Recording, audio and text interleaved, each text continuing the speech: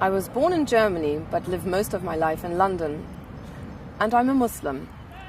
I decided to convert to Islam as a European woman because the more I studied the faith, the more I realized it could give me the peace and meaning I'd always felt was missing from my life. I've written about the experience of my spiritual and intellectual awakening, my conversion, and how it is possible to be a European Muslim in my book, From MTV to Mecca. Music and the arts have always been a part of my life. I was a presenter on MTV Europe for many years, so got to meet and interview some of the biggest names in rock and pop music. And it was music that first opened my heart for the culture and religion of Islam. I had a fabulous job at the time, interviewing rock stars for a living and presenting so many different shows for MTV and around Europe. But despite having this dream job, I'd always felt an emptiness inside. And it was at a point of crisis in my life that I met Imran Khan. Imran had a very different perspective on life, and he played me traditional Pakistani music, Qawwali as it's known in Pakistan. It means wise utterance. The songs talk about love, which turns into higher love. I was intrigued by this very different worldview that had God at its center, and I began to read books on Islam. Imran invited me to visit his country, and we traveled all over Pakistan. It was fascinating. I loved the warmth of the people, the beauty of the symbolic Islamic architecture, the nature, the jewelry and the fabrics, and I soon developed a taste for the delicious desi food. Every day I was meeting people whose lives were dominated by the love of God. They cared very little for material things or show business. It was a stark contrast to my life at the time, and I began to question everything I knew. Where do I come from?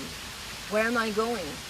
What's the purpose of life? After studying for 3 years, I realized if I wanted to feel the beauty I was reading about and taste the spiritual fruits, there was only one way: get down on my prayer mat and start practicing. This is the mosque where I finally converted to Islam. It was the end of one chapter in the book of my life and the beginning of another. At first, it was fraught with many challenges. I lost all my TV jobs because of the climate of intense Islamophobia at the time. This was in 1995, so way before 9/11. But I quickly realized how little the Western media knew about Islam. They speculated whether I would start presenting my youth show from behind the burqa or supported terrorism, which of course was ridiculous. But now that I'd found it, there was nothing that could deter me from my faith. It's an inner source of serenity, tranquility, and that emptiness that I'd felt before was now filled with meaning. I went to explore different parts of the Islamic world, from Turkey to Syria and Egypt to Morocco, and I met an array of wonderful teachers and marveled at the beauty of the Islamic architecture. It was an amazing journey of discovery that culminated in the journey of a lifetime for any Muslim. The Hajj, the big pilgrimage to Mecca. Ever since, I've been trying to delve deeper into the heart of Islam and look for ways and outlets to harmonize my faith with my identity. I'm a Muslim and a European, living and working in Britain. I wrote my book as an inspiration to faith, to show that there is another dimension to life.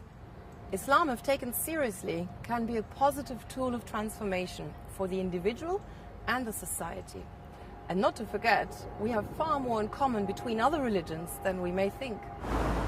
We need to build on these ethical values that we share while respecting our differences and work together for the common good, build bridges and actually walk across them.